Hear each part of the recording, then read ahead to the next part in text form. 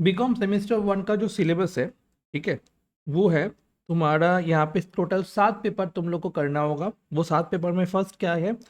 First है तुम्हारा financial accounting 1, जिसमें 75 मार्क्स का एक्सटर्नल एग्जाम होने वाले हैं एंड 25 मार्क्स का कॉलेज में इंटरनल एग्जाम होने वाले। एंड ये वाला पेपर है नॉन एमसीक्यू। ये वाला पेपर क्या है बताओ? नॉन एमसीक्यू है, ठीक है। उसके बाद माइनर पेपर है। माइनर पेपर में क्या है? Principle and practice of management. Minor paper में क्या दिया हुआ है? Principle and practice of management. ये भी 75 मार्क्स का एक्सटर्नल होने वाला है, मतलब बाहर वाला कॉलेज में जाके एग्जाम देना होगा। एंड 25 मार्क्स का इंटरनल एग्जाम होने वाला है, जो कॉलेज में बैठ के एग्जाम देना होगा। ये भी पेपर क्या दिया हुआ है? ये भी पेपर तुम्हारा दिया हुआ है नॉन एमसीक्यू, ठीक है। इसके बाद माइक्रो इकोनॉमिक्स, ये वाला paper 50 marks and 25 marks internal. जो 50 मार्क्स का एग्जाम होने वाला है ना, इसका क्वेश्चन पेपर कॉलेज ही बनाएगा। इसका क्वेश्चन पेपर कॉलेज ही बनाएगा एंड एग्जाम भी कॉलेज ही कंडक्ट करेगा। एग्जाम भी कॉलेज ही कंडक्ट करने वाला है, ठीक है। तो यहाँ पे माइक्रो इकोनॉमिक्स पूरा कॉलेज ही बनाएगा एंड कॉलेज ही एग्जाम लेगा, ठीक है। एंड 50 मार्क्स का एग्जाम होने वाला है तुम्हारा कॉलेज जो लेने वाला है। उसके बाद 25 मार्क्स का इंटरनल या ट्यूटोरियल एग्जाम होगा, ठीक है। एंड ये पेपर भी नॉन एमसीक्यू वाला होने वाला है, ठीक है। ये पूरा ही कॉलेज में ही होगा एंड कॉलेज ही एग्जाम पेपर कंडक्ट करेगा एंड कॉलेज ही एग्जाम पेपर बनाएगा, ठीक है। उसके बाद इंग्लिश पेपर है। इंग्लिश होता है तुम्हारा 50 नंबर का होता है। ये पूरा एमसीक्यू पेपर होता है, ठीक है। 25 तो क्वेश्चन आएगा, 2 मार्क्स करके रहेगा, 50 मार्क्स का एमसीक्यू होने वाला है। ये वाला पेपर बनाएगा कौन? सीयू बनाएगा। ये वाला क्वेश्चन पेपर कौन बनाएगा? सीयू बनाएगा। एंड एग्जाम तुम्हारा होम सेंटर में ही होने वाला है। What is home centre? जो तुम्हारे कॉलेज में बैठ के एग्जाम देना होगा उसको बोला जाता है होम सेंटर, ठीक है। तो कॉलेज में बैठ के तुमको एग्जाम देना होगा, होम सेंटर में तुमको एग्जाम देना होगा एंड सीयू इसका क्वेश्चन पेपर बनाने वाला है, ठीक है।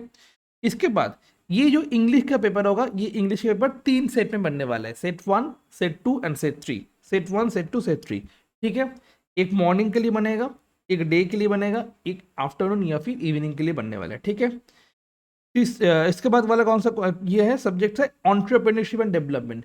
ये भी कितना मार्क्स का होने वाला है? 75 मार्क्स का एक्सटर्नल एग्जाम होने वाला है एंड 25 मार्क्स का तुम्हारा इंटरनल एग्जाम होने वाला है। एंड ये क्वेश्चन, ये भी पेपर नॉन एमसीक्यू होने वाला है, ठीक है। ये भी सब्जेक्टिव होने वाला है, नॉन एमसीक्यू होने वाला है, क्लियर। इसके बाद environmental studies and constitutional values. Environmental studies MCQ plus non MCQ है। कुछ पोर्शन एमसीक्यू वाला है, कुछ पोर्शन नॉन एमसीक्यू वाला है। एंड ये भी 50 नंबर का होने वाला है। इसका पेपर का पैटर्न क्या होगा वो बाद में हम लोग डिस्कस करते हैं, ठीक है। तो एमसीक्यू एंड नॉन एमसीक्यू होने वाले, 50 नंबर का होने वाला है। Constitutional values non MCQ paper होगा, 50 नंबर का होने वाला है, ठीक है। ये जो एनवायरमेंटल स्टडीज है एंड कॉन्स्टिट्यूशनल वैल्यूज है, इसका क्वेश्चन पेपर बनाने वाला है कौन है? इसका क्वेश्चन पेपर बनाने वाला है सीयू, ठीक है। एग्जाम कहाँ पे होगा? कॉलेज में बैठ के होगा, जैसे इंग्लिश का होम सेंटर में होता है वैसे ही। एंड इसका भी सेट 1, सेट 2, सेट 3 करके 3 सेट बनेगा मॉर्निंग, डे, आफ्टरनून के लिए, ठीक है। ये वाला पेपर नॉन एमसीक्यू होगा कॉन्स्टिट्यूशनल वैल्यूज के लिए। इन्वायरमेंटल स्टडीज के लिए एमसीक्यू एंड नॉन एमसीक्यू दोनों एक साथ आने वाले हैं, ठीक है। ये हुआ तुम्हारा total 7 subject. 1 financial accounting 1, 2 principle management, 3 micro economics, 4 English, 5 entrepreneurship development, 6 EVS, 7 constitution values. Total 7 subject हम लोग को पढ़ना होगा, ठीक है। अब हम लोग देखते हैं इसका मार्क्स डिस्ट्रीब्यूशन क्वेश्चन पैटर्न कैसे होगा।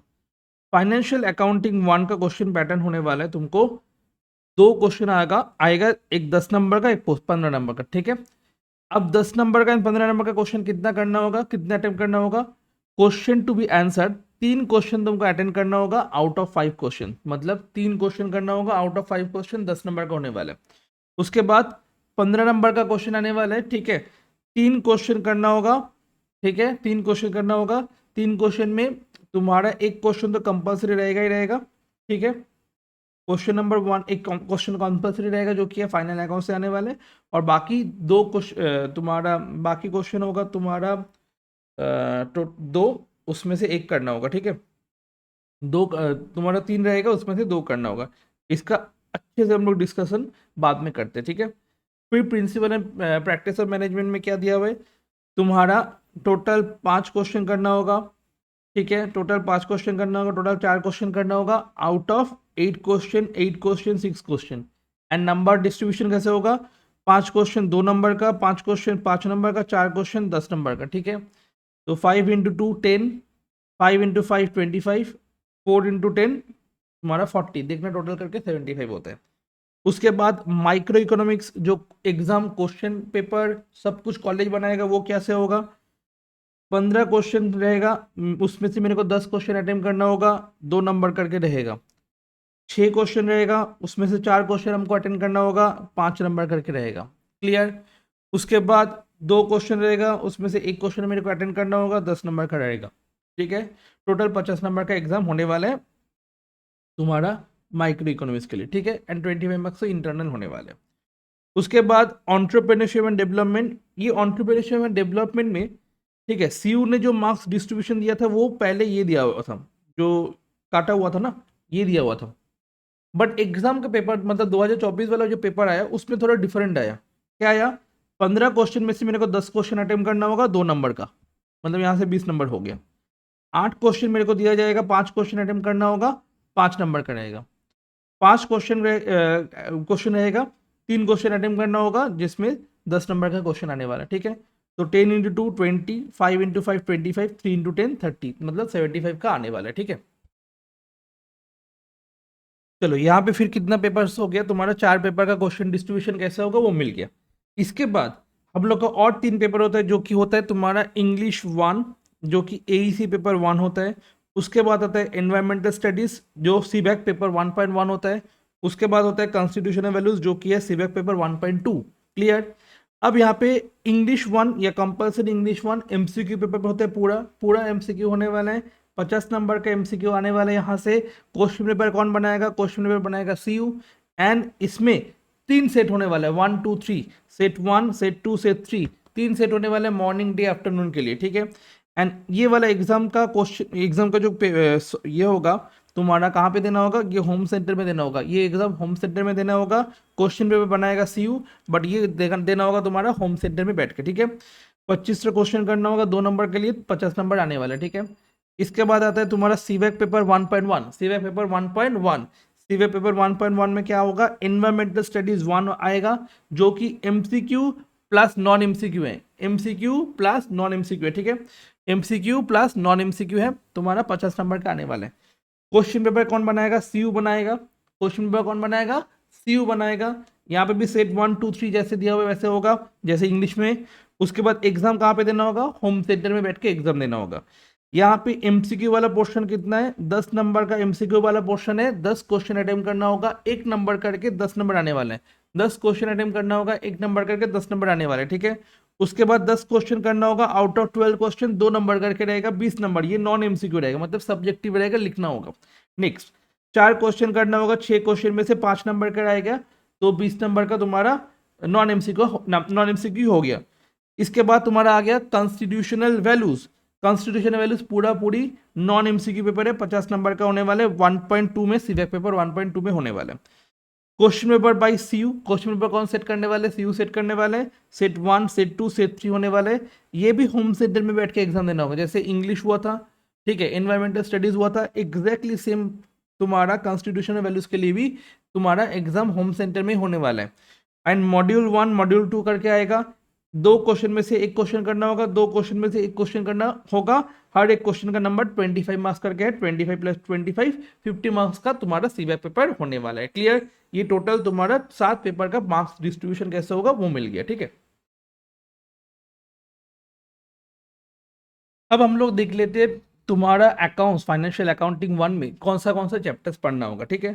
कौन सा चैप्टर आएगा, self and section and balancing से क्वेश्चन आने वाला है 15 नंबर का।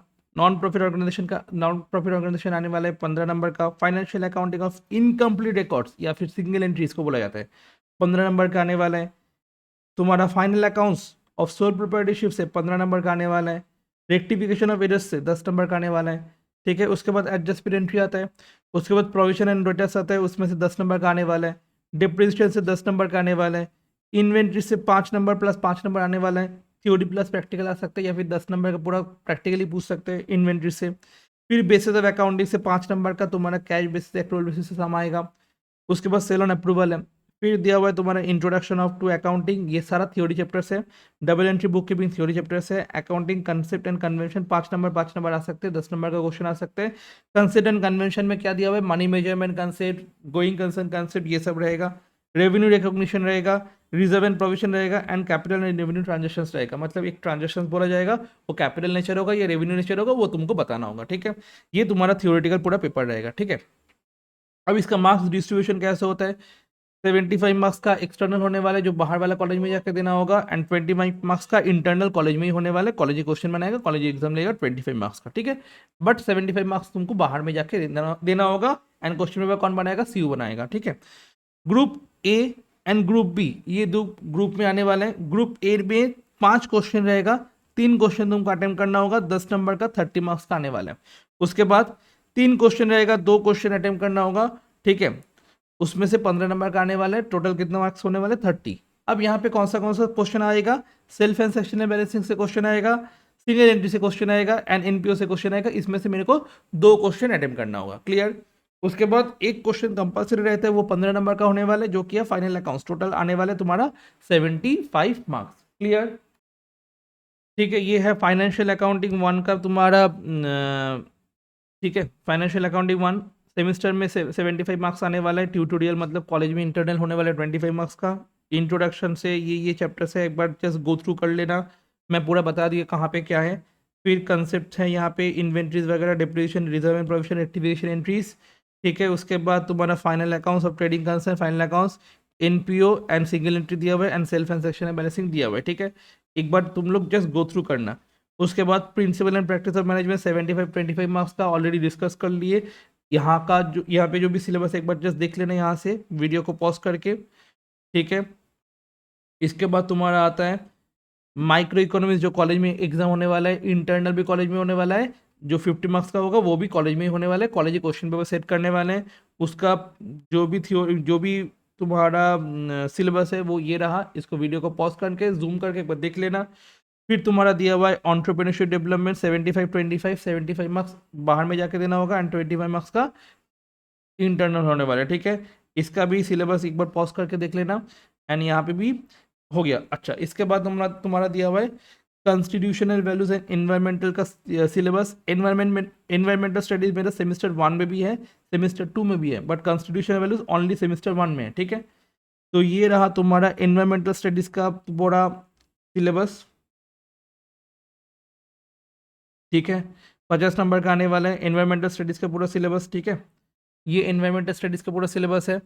इसके बाद ये हुआ तुम्हारा कॉन्स्टिट्यूशनल वैल्यूज़ का पूरा सिलेबस, ठीक है। मॉड्यूल 1 एंड मॉड्यूल 2 में क्या क्या होगा ये पूरा यहाँ से तुम्हारा हो जाएगा, ठीक है। तो ये रहा पूरा सेमेस्टर 1 का पूरा सिलेबस, कैसे क्वेश्चन पेपर आने वाला है, क्या क्या सब्जेक्ट होने वाला है, सब कुछ, ठीक है।